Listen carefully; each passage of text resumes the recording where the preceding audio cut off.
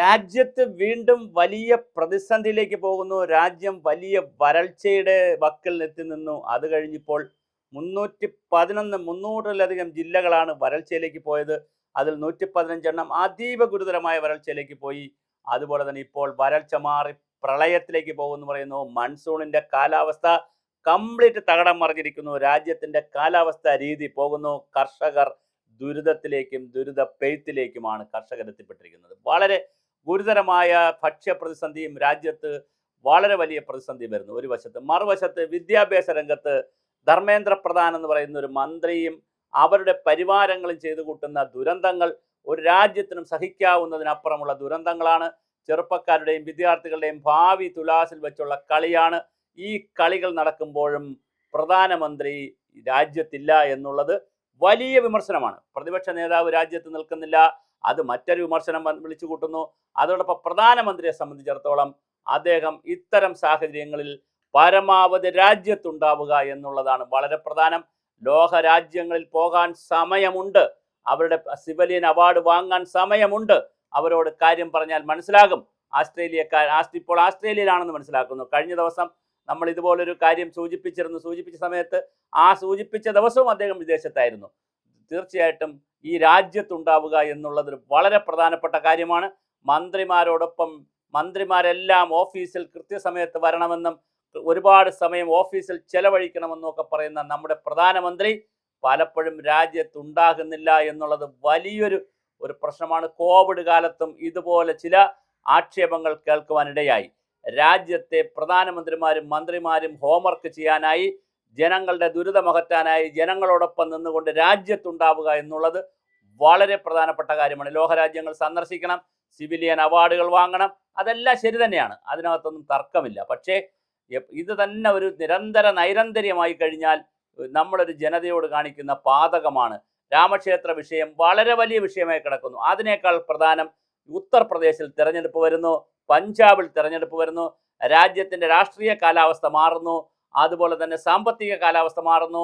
പെട്രോളിന് പകരമുള്ള എത്തനോളിൻ്റെ കണ്ടുപിടുത്തവും അതിൻ്റെ ഉപയോഗവുമായിട്ട് ബന്ധപ്പെട്ടുള്ള പ്രശ്നങ്ങൾ കിടക്കുന്നു. പിന്നെ അതുപോലെ തന്നെ ഹോർമോസ് കടലിടുക്കും അതുമായി ബന്ധപ്പെട്ട പ്രശ്നങ്ങളുടെ ബാക്കി പത്രത്തിൽ ഇന്ത്യ ഉഴലുകയാണ്.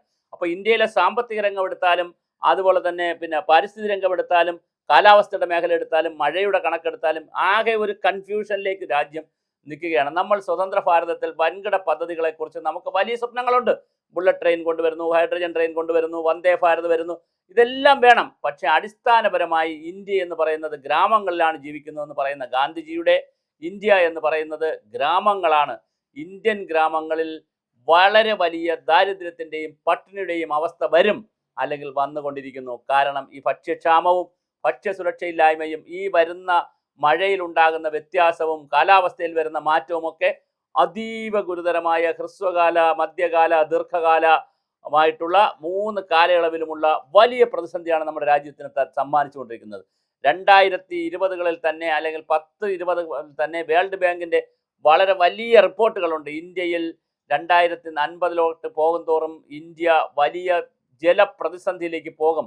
ഭൂഗർഭജലത്തെ മാത്രം ആശ്രയിച്ചുകൊണ്ടുള്ള ഒരു ജലപ്രതിസന്ധി ഇന്ത്യയിൽ വരും എന്നുള്ള റിപ്പോർട്ടുകളുണ്ട്. കാലാവസ്ഥ വ്യതിയാനം വളരെ യാഥാർത്ഥ്യമാണ്. മഴയുടെ മാറ്റ യാഥാർത്ഥ്യമാണ്. മൺസൂൺ മാറിക്കളിക്കുകയാണ്. അതിന് എൽനിനയോ മാത്രം നമുക്ക് കുറ്റം പറഞ്ഞുകൊണ്ട് തടിചാരാനാകില്ല.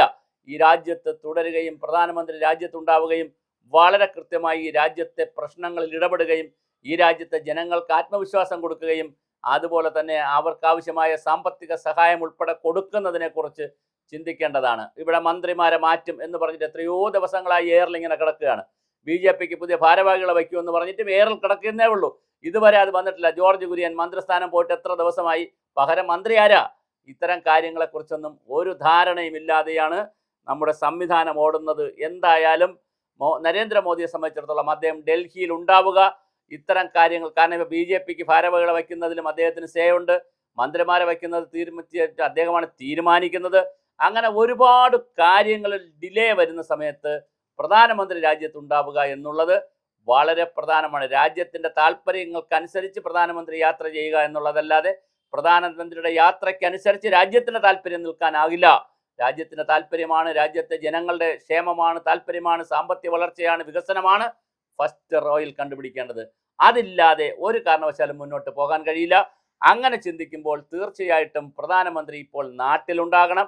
നമ്മൾ കാണുന്ന അമ്പരചുംബികളായ കെട്ടിടങ്ങളോ വികസനമോ അല്ല ഈ രാജ്യത്തിന്റെ യഥാർത്ഥ അവസ്ഥ. 140 കോടി ജനങ്ങളിൽ മഹാഭൂരിപക്ഷം കർഷകരും കർഷക തൊഴിലാളികളും സാധാരണക്കാരും ഇടനിലക്കാരുമാണ്. അവരുടെ വീട്ടിൽ അടുപ്പിൽ തീയെരിയണമെങ്കിൽ, അവർക്ക് എന്തെങ്കിലും അന്നം കഴിക്കണമെങ്കിൽ, മാത്രമല്ല കർഷകരെന്തെങ്കിലും ഉൽപ്പാദിപ്പിച്ചാലേ മറ്റുള്ളവർക്കും അന്നം കഴിക്കാൻ കഴിയുകയുള്ളൂ എന്നുള്ള ഒരു അന്നദാതാവിന്റെ റോളിൽ നിൽക്കുന്ന കർഷകരെല്ലാം പട്ടിണിയിലേക്കും ദാരിദ്ര്യത്തിലേക്കും പോകുന്ന കാലാവസ്ഥാ മാറ്റവും വിദ്യാഭ്യാസ പ്രശ്നങ്ങളും ഒക്കെ വളരെ സംഘർഷാത്മകമായ കലുഷിതമായ വെല്ലുവിളികൾ ഉയരുന്ന ഒരു ഭാരതം ഇങ്ങനെ വന്നുകൊണ്ടിരിക്കുമ്പോൾ അവിടെ നിന്ന് കാര്യങ്ങൾ ചെയ്യേണ്ടുന്ന ഒരു പ്രധാനമന്ത്രി ഉലകം ചുറ്റും ബാലിബനായി, നമ്മുടെ MGRന്റെ സിനിമ കാണും പോലെ ഉലകം ചുറ്റും ബാലിബനായി ഇങ്ങനെ കറക്കിയടിച്ച് നടന്നാൽ അതിൽ വലിയ വില കൊടുക്കേണ്ടി വരും രാജ്യം. രാഷ്ട്രീയമായി ചിലപ്പോൾ നഷ്ടമൊന്നും ഉണ്ടാകില്ലായിരിക്കാം, ഈ പോകുന്നതിനും കൂടി കയ്യടി കിട്ടുമായിരിക്കാം, അതൊക്കെ സംഭവിക്കും. പക്ഷെ അപ്പോഴും നിരാലംബരായ, നിശബ്ദരായ, നിരാശ്രയരായ ഒരു വലിയ വിഭാഗം ജനത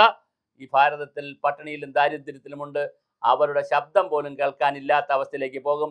നമ്മൾ വികസന സൂചിക എടുത്താൽ, സന്തോഷത്തിന്റെ സൂചിക എടുത്താൽ, ഹാപ്പിനെസിന്റെ സൂചിക എടുത്താൽ വളരെ വളരെ പിന്നിലാണ്.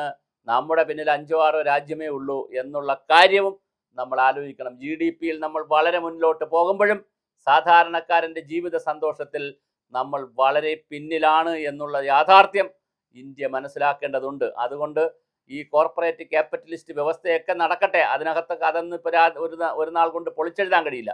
പക്ഷെ അതിൽ നിന്ന് ട്രിക്കിൾ ഡൗൺ ചെയ്യുന്ന പൊടിപടലങ്ങൾ പോലെ, ധൂമകേതുക്കൾ പോലെ താഴോട്ട് വീഴുന്ന, മഴത്തുള്ളി പോലെ വീഴുന്ന കാര്യങ്ങൾ എടുത്തുകൊണ്ട് ഈ രാജ്യത്തെ സാധാരണക്കാരൻ്റെ പ്രശ്നങ്ങൾ പരിഹരിക്കാം എന്ന് വിചാരിക്കുന്നിടത്തും 6000 രൂപ കർഷകന് വർഷത്തിൽ അവൻ്റെ ബാങ്ക് അക്കൗണ്ടിൽ ഇട്ട് കൊടുത്തത് കൊണ്ടോ, മഹിളാ പ്രധാന യോജന എന്നൊക്കെ പറഞ്ഞ് കുറച്ച് പ്രോഗ്രാമുകൾ വനിതകൾക്ക് വേണ്ടി 2000-ഓ 1000-ഓ ഒക്കെ കൊടുത്തത് കൊണ്ടോ തീരുന്നതല്ല ഭാരതത്തിൻ്റെ പ്രശ്നം. അതുകൊണ്ട് തന്നെ ഒരു വികസിത ഭാരതമെന്ന് പറയുമ്പോൾ അതാരുടേത് എന്നൊരു ചോദ്യമുണ്ട്. ആ ചോദ്യത്തിന് ഉത്തരം കണ്ടെത്താൻ വലിയ ഹോംവർക്ക് ആവശ്യമുണ്ട് രാജ്യത്ത്. ആ ഹോംവർക്ക് ചെയ്യാനായി പ്രധാനമന്ത്രിയുടെ ഭൗതികമായിട്ടുള്ള, ഫിസിക്കലായുള്ള പ്രസൻസ് വളരെ പ്രധാനമാണ്. അപ്പോൾ അതുണ്ടാകുന്നുണ്ടോ എന്നുള്ളതാണ് ഒരു വലിയ വിമർശനമായി വരുന്നത്. ഞാൻ വീണ്ടും പറയുന്നു, ലോകരാജ്യങ്ങൾ സഞ്ചരിക്കുന്നതിലോ സിവിലിയൻ അവാർഡുകൾ വാങ്ങുന്നതിലോ അല്ലെങ്കിൽ സമ്മാനങ്ങൾ വാങ്ങുന്നതിലോ ഒരു പ്രശ്നവുമില്ല, അതൊക്കെ ആവശ്യം തന്നെയാണ്. മാത്രമല്ല ലോകരാജ്യങ്ങൾക്ക് നരേന്ദ്രമോദി ഇഷ്ടവുമാണ്. അപ്പോൾ അദ്ദേഹത്തെ വിളിക്കുന്നുമുണ്ട്, ചെല്ലാനും പറയുന്നുണ്ട്, അതെല്ലാം നല്ലതാണ്. പക്ഷെ അതിലുപരിയായി ഒരു ഷെഡ്യൂൾ തയ്യാറാക്കി ഒരു വർഷത്തിൻ്റെ മഹാഭൂരിപക്ഷ ദിവസവും ഭാരതത്തിലുണ്ടായി ഭാരതത്തിലെ അടിസ്ഥാന പ്രശ്നങ്ങൾക്ക് തീരുമാനമുണ്ടാക്കുക എന്നുള്ളത് ഒരു പ്രാഥമിക കർത്തവ്യമാണെന്ന് അദ്ദേഹം തിരിച്ചറിയണം. അതിനുള്ള ശ്രമങ്ങളാണ് ഇനി നമുക്ക് ഉണ്ടാക്കേണ്ടത്.